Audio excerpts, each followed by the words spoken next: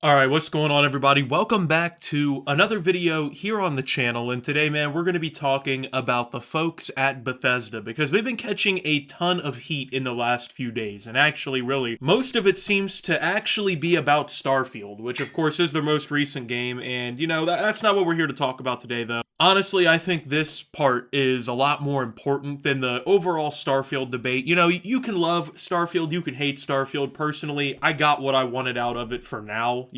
I don't play it really as much. I load it up once a month maybe now, but once again, that is not the point of today's video. Today we're actually going to be talking about Skyrim, and I know you're probably already like, oh, Jesus Christ, here we go again. Skyrim, we're talking about this game again, the one that's been released for every machine ever and is just, at this point, it's like, what, 12, 13 years old? Why are we even having a discussion about this game? Well, truthfully, the reason we're having a discussion about this game is because it has now become the newest, most probably important battlefield for modders in the gaming community right now. And that's because Bethesda has made one of the dumbest and just most greedy decisions I've ever seen a company make. And that's saying something, man. Now, of course, if you've played Bethesda games for an extended period of time and interacted with the online community about them, you probably have heard the, long-going joke, I guess, that, oh, the modders always have to finish Bethesda's games for them. Because, of course, every Bethesda game is just littered with bugs, it's littered with problems, and that doesn't make them bad. Of course, these are issues that, once again, modders have historically been able to kind of stomp out. They add a bunch of cool new content to the game.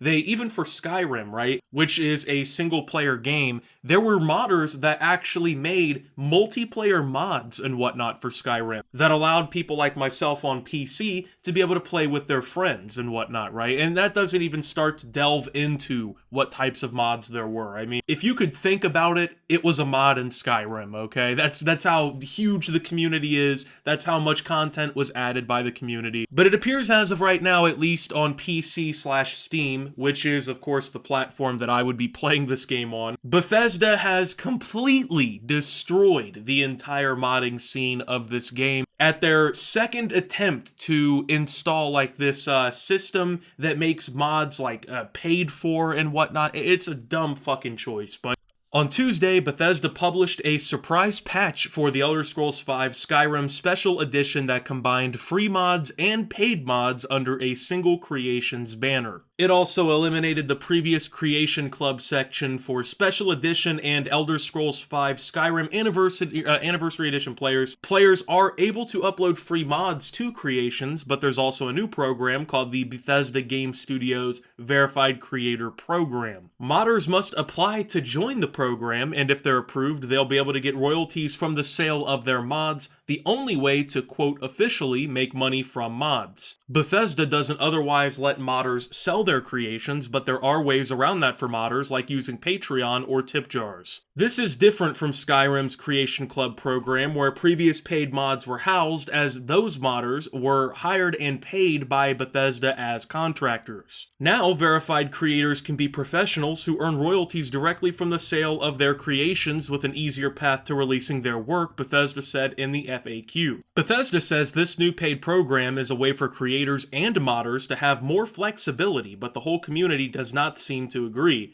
Paid mods have long been a pain point in the community, going back to a Skyrim paid mod system set up with Valve on Steam in 2015. At the time, the community revolted. The majority did not want paid mods added to an already thriving, established community. Bethesda and Valve ended up pulling the program just days after it was announced. Quote, "We understand our own game's communities pretty well, but stepping into an established years-old modding community in Skyrim was probably not the right place to start iterating," Valve said at the time. Quote, "We think this made us miss the mark pretty badly, even though we believe there is a useful feature here somewhere." Alright, so let's talk. Alright, so obviously I think you can probably tell by my tone in this whole thing, I am not a fan of this decision. I'm not a fan of this update. So basically, for those of you who maybe aren't really piecing together what happened here yet, right? Imagine you've been playing Skyrim for over a decade now, right? You've just been enjoying it, you've been playing with mods, it's pretty much the only thing that's really keeping the game playable at this point, considering if you have even put a moderate amount of time into it over the years, you probably have already beaten it or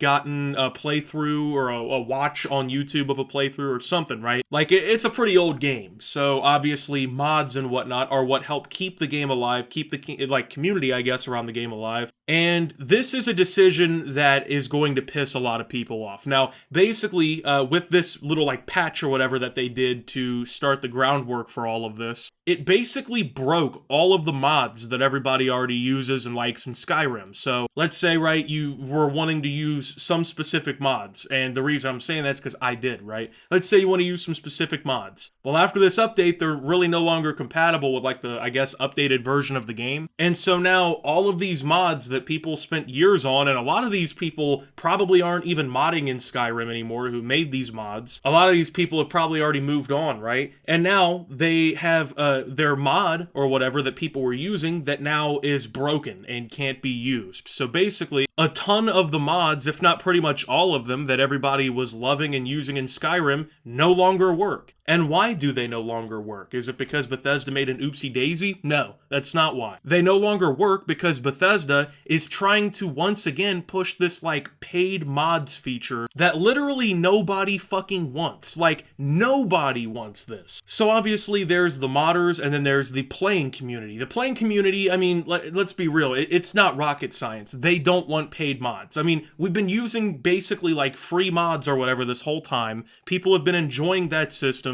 People have had no problem just getting mods for free. People who are making mods for these games, they've had no problems making free mods. They've had no problems with the way everything's been for a decade now. But now suddenly the whole system's switching up, and I already know people are Optimus, man. It already said that you can put free mods on this Creation Club thing. It's not like, you know, free mods are gonna disappear or whatever. Why didn't we just keep the original system everybody already liked, where all of the mods already worked and already, you know, made the game better and whatnot? Why didn't we just stay with that? Oh, I forgot, because Bethesda needs to find whatever way they can to milk every last little fucking penny out of Skyrim. And it's pathetic, man. I mean, people have already lambasted Bethesda for just year after year re-releasing Skyrim, not making new shit, not doing anything cool, just remaking Skyrim, right? Because of course they're just milking the money out of it. And then now, all these years later, after, you know, everyone's already been playing it for all this time, now they want to fucking push this paid mod system. And keep in mind, this already failed once. Like, if you needed any more proof that nobody wants this shit, they already tried this like 8 years ago, almost 9 years ago now, and it got ran the fuck out of the community within a few days. Like, if people wanted this and people were happy about a system like this,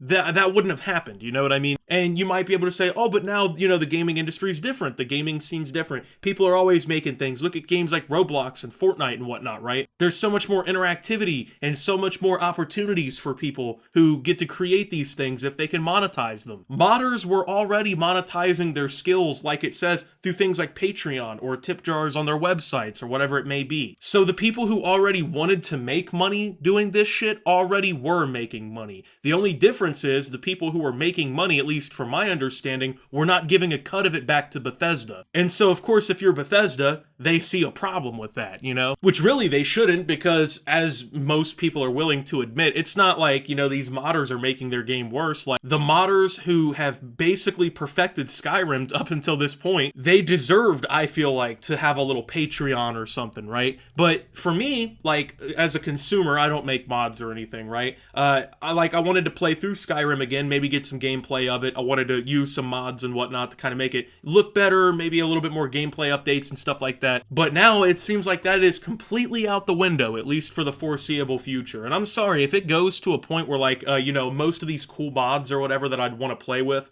are going to get locked behind a paywall or something, I'll just say fuck it and move on, dude. Like, it's really not that big of an issue to me, but it's just the dumbest fucking decision possible, and it all comes back to just making Bethesda more money, right? They say, oh, this is how we get more flexibility for our creators and our modders, but no, that's not true. How are you giving these people more flexibility by taking a system where they could just distribute their mods for free through things like Steam Workshop and whatnot, and then just get paid on their own terms or whatever by their fans? How are you giving them more flexibility by introducing a system that they have to sign up for and get, like, verified by Bethesda through in order to earn quote-unquote royalties. And that's the best part of it right there. When you hear royalties, that's basically just fancy speak for you get a percentage of the money off of your mods. Now, I don't know the exact percentages or numbers to this, but essentially, you make the mod, you make the update that fixes Bethesda's game for them, you fix the bugs or the gameplay issues in their game, they take a cut of your mod and give you the rest of it back. So, you know, you might get 70% of your sale or whatever, right? But I mean, in the old system that everybody liked, right, they just went to your fucking Patreon and donated you, what, 20 bucks a month or whatever, and then you got like 90% of it. So, once again, where's the flexibility? Where's like the benefits to creators here that's supposedly getting touted? Because I'm not seeing them. And to kind of hammer home my point here, let's take a look at a quote from a pretty prominent modder in the Skyrim community who goes by Simon Magus.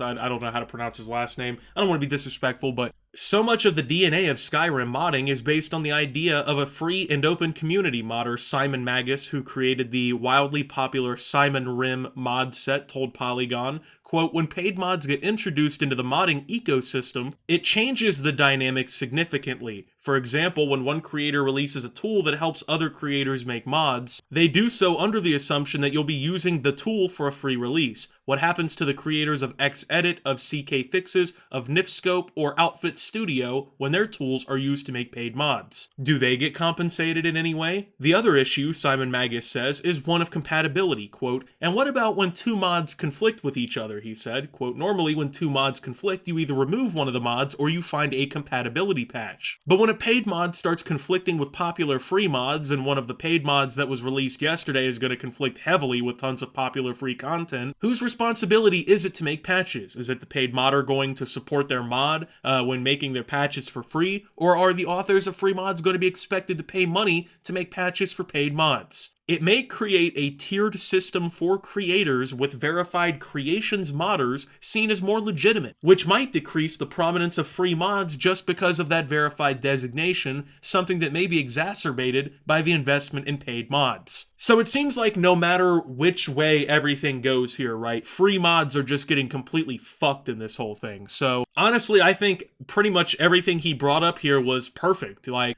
who wants a tiered system that basically pushes free mods to the wayside? Who wants some sort of paid system that basically has no sort of, like, I don't want to say chain of command, but like, I don't know, like a totem pole or whatever for who's getting paid for what, right? There's no compatibility addresses here, right? Like, hey, what happens if mods don't work with one another? The whole thing is just a stupid fucking idea, and it's all being done simply because Bethesda wants more money. And they think that, you know, the community and people aren't going to say anything about it because all of the backlash to this, I guess, happened fucking all this time ago or whatever. So they think that, you know, because it's not 2015, maybe that we could get away with it this time, right? Everyone's already forgotten. But honestly, the more people speak out about this, the better off it will be, because hopefully it'll just get shut down again. This is a stupid fucking idea, and people need to be against it, because if they're gonna ruin Skyrim like this and destroy the modding community the way that they have with all this shit, just wait and see what they're gonna do in ES6 when that shit finally comes out in 2042. Because you already know it's gonna be a Bethesda game. No matter how much time, no matter how much whatever they put into it, the game's gonna come out, it's gonna be fucking buggy, it's gonna be broken, there's gonna be problems, there's gonna be areas of the game that need fleshed out with more mods and more content. And, I mean, if we just continue to stand around and allow Bethesda to do this shit now, just wait until that game comes out, and then they're trying to sell all the mods and that shit from day one. And they ruined that too. Like, I don't know, man. Anyway, with that being said, though, thank you guys for watching. If you did enjoy, make sure to leave a like, subscribe if you're brand new around here on the channel. Follow me over on Twitter and Twitch at @SubToOptimus. Make sure to check out Shoptimus down below. Thank you to my Watch Optimus subscribers. Your support helps the channel tremendously. And until my next video, guys, this is Optimus, talking about Skyrim's new modding situation, and signing out. And that's a wrap on this video, but a big shout out to my Optimus Nation supporters. You guys are the real MVPs here. Your support with just $10 a month unlocks a treasure trove of exclusive videos, constantly updated, archived live stream VODs, and early access to all new uploads. Thanks for watching, and see you soon.